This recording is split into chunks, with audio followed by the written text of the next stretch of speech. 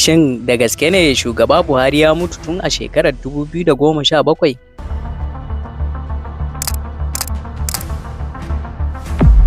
Idan haka ne, to waye ya mulki Najeriya tsawon waɗannan shekaru?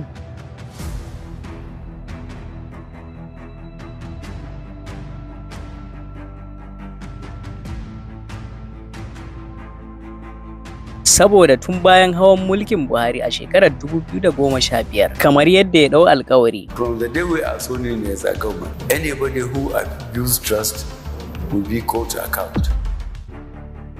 Ya fara kama ɓarayin gwamnati da yaƙi da cin hanci da rashawa, musamman kama waɗanda suke da baƙaƙalar kuɗin makamai da kuma kuɗin fensho. Ya umarci kama ministoci da dama da kuma sauran 'yan siyasa. Bayan dawowarsa daga doguwar jinya a London, komai ya canja. Tun daga kan muryarsa har ya zuwa siffan kunnensa, Muhammadu Buhari ya koma zura ido ana sace kuɗaɗen gwamnati. 'Yan siyasa da ya kama da hannunsa bisa zargin satan tiriliyon na dalolin ƙasar. Ya dawo da su cikin tawagarsa, ya ba su manyan mukamai. Rashin tsaro da cin hanci da rashawa da duk wani abun da ya alkawarin gyarawa sun ƙara taɓarɓarewa. Wannan ya dasa ayar tambaya a zukatan mutane, suna tambaya shin Muhammadu Buhari da muka sani ne ya dawo daga London ko dai wani ne na daban. Amma abun da muka gano ya fi abun da kuke tsammani. Ku dai ku kasance da mu a cikin cikakken bidiyon. Madubin gobe. Kallon jiya don gyaran gobe.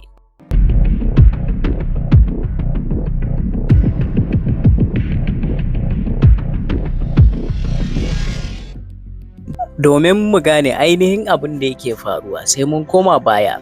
Tun bayan dawowar Najeriya mulkin farar hula wato demokuraɗiyya, Muhammadu Buhari ya sha gwagwarmaya da dama na neman shugabancin ƙasar nan a fannin jam'iyyu da dama. Amma a koda yaushe ɗan takarar jam'iyyar PDP ke lashe zaɓen. A shekarar 2011 aka ayyana shugaba Goodluck Jonathan ya lashe zaɓen kuma ya doke shugaba Muhammadu Buhari, wanda hakan ya tayar da tarzoma da rikici da dama a sassa daban-daban na ƙasar, wanda hakan ya yi sanadiyyar rayuka da dama musamman a yankin arewacin ƙasar. Idan aka duba, kaso mafi yawa na 'yan ƙasar ke mara masa baya, wanda ko a zahiri za a iya fahimtar haka. Wannan ya sanya magoya bayan Muhammadu Buhari ke ganin an tafka maguɗi a zaben. Hakan ya janyo shugaba Muhammadu Buhari ya ce bai sake tsayawa takarar zaɓe ba. Saboda 'yan Najeriya na bayansa 100%, amma saboda tsarin siyasar Najeriya da cin hanci da rashawa ba zai taɓa barin tsaye nasara ba.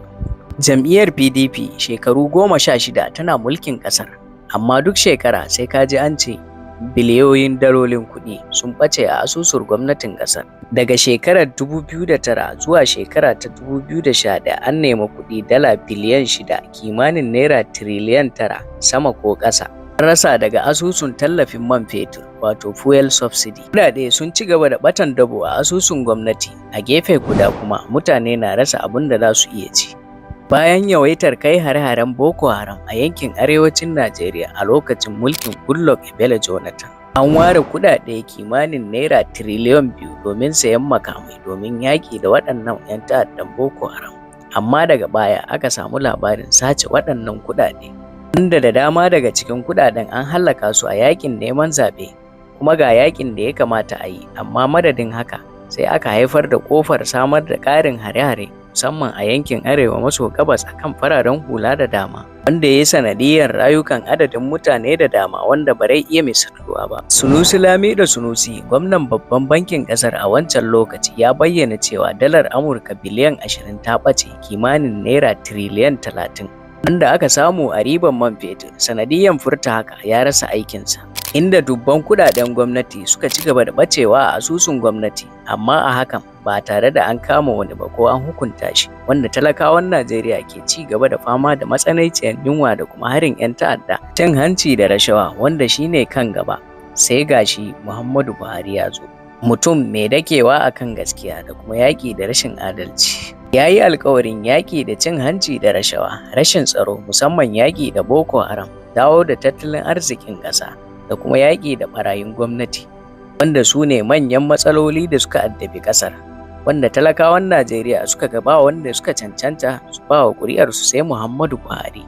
Saboda sun gaji da mulkin cin hanci da rashawa irin na PDP, ba tare da sanin cewa ba shine zai jefa su wata sabuwar wahala ba. Duk da cewa Muhammadu Buhari ya sha alwashin bai sake tsayawa takarar shugaban ƙasa ba. Shekarar 2013 manyan jam'iyyun adawan Najeriya suka haɗe suka dunkule guda domin tunkaran PDP a zaben shekarar 2015 saboda sun gane cewa yin nasara a hannun PDP abu ne mai matukar wahala saboda mulki na hannun PDP.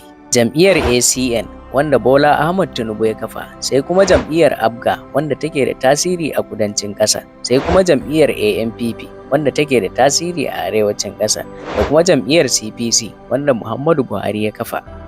Da waɗansu 'yan tsiraru daga jam'iyyar PDP suka haɗe waje guda suka samar da jam'iyyar APC.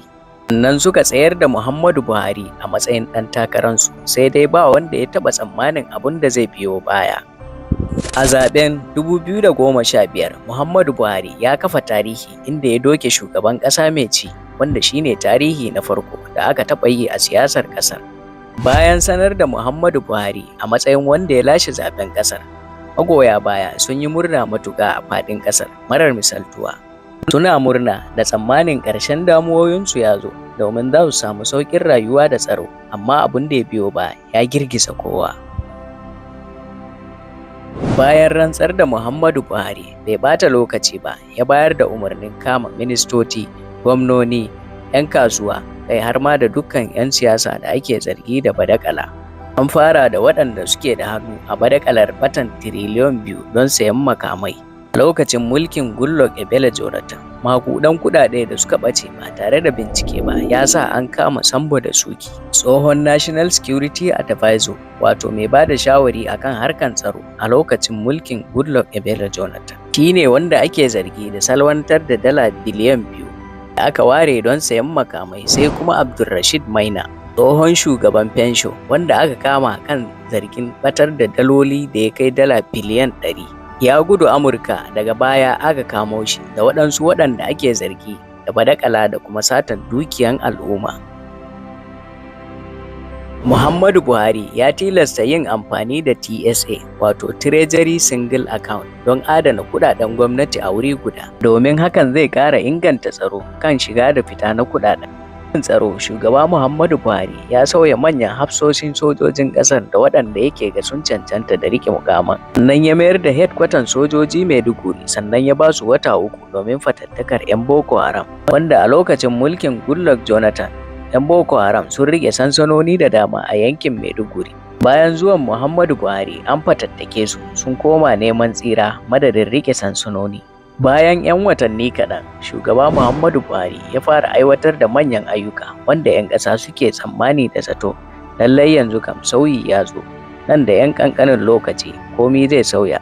Kwatsam sai aka samu sanarwa shugaba Muhammadu Buhari ya miƙa ragamar mulkin ƙasa a hannun mataimakinsa Yemi Oshibanjo. Zai tafi zuwa London domin duba lafiyarsa, inda zai shafe kwanaki 15 kafin ya dawo. Amma bayan tafiyarsa tsawon watanni ba a sake jin ɗuriyarsa ba, balle dawowarsa. Daga nan ne hankalin 'yan Najeriya ya tashi, suka fara tunani to me ya samu shugaban ƙasa Muhammadu Buhari. Sai dai sanin abin da ya faru da shi ya jefa mutane cikin ruɗani.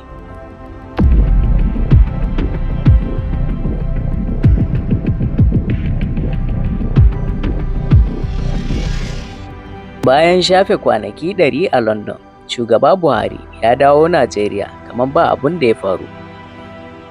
Amma sai akasin haka, saboda ba Muhammadu Buharin da suka sani bane ya dawo.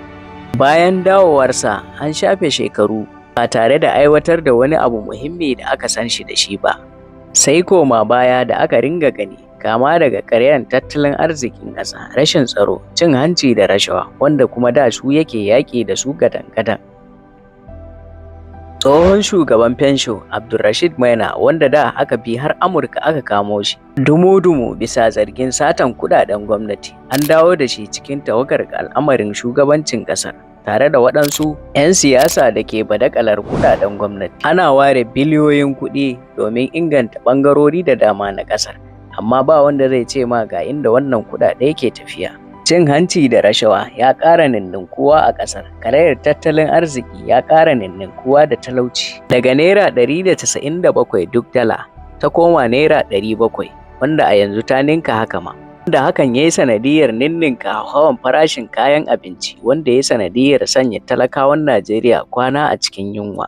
Ɓangaren tsaro kuwa ba a magana, hare-haren 'yan bindiga, garkuwa da mutane, kai ya ƙara ninninkuwa da kuma ta'azzara, inda ɗaukan mutane akan hanya har ma da shiga makarantu da kuma sace ɗalibai, inda 'yan garkuwa da mutane suka mai da shi sana'a, wanda suke ɗaukan mutane su yi garkuwa da su domin karɓan kuɗaɗen fansa na miliyoyin kuɗaɗe, wanda ake ɗaukan kuma da dama daga cikinsu ba su da kuɗaɗen fansa. Da a jirgin ƙasa da kuma wuraren horar da sojoji. Shugaba Muhammadu Buhari ya zura ido yana kallon dukkan waɗannan al'amura da suke faruwa a ƙasar ba tare da ɗaukan ƙwaƙƙwaran mataki ba.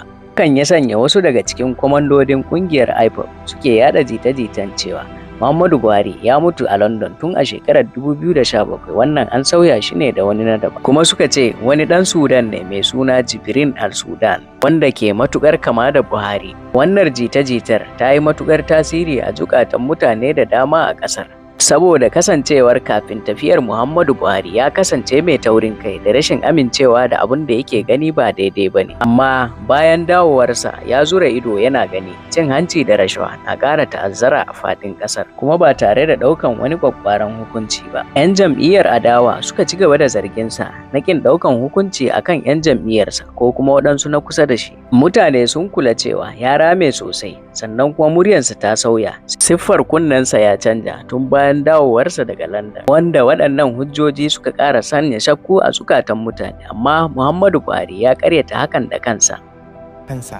Somebody says that I am clone. No wonder I forgot it until I was reminded by it. Yes, a lot of people hoped that I was dead and hoped I died. Ana gani wasu ne ke neman jefa shakku na rashin yarda da gwamnati a zukatar jama'a, domin ko babu takamaiman hujja akan hakan, duk da cewa wasu na ganin gwamnatin Muhammadu Buhari a matsayin wanda ta ruguza Najeriya. Amma akwai waɗansu abubuwa da yawa da ya kamata a yi la'akari da su, saboda labarinsa labari ne da ya kasance mai sarƙaƙƙiyar gaske, mai mugun wahalan warwarewa.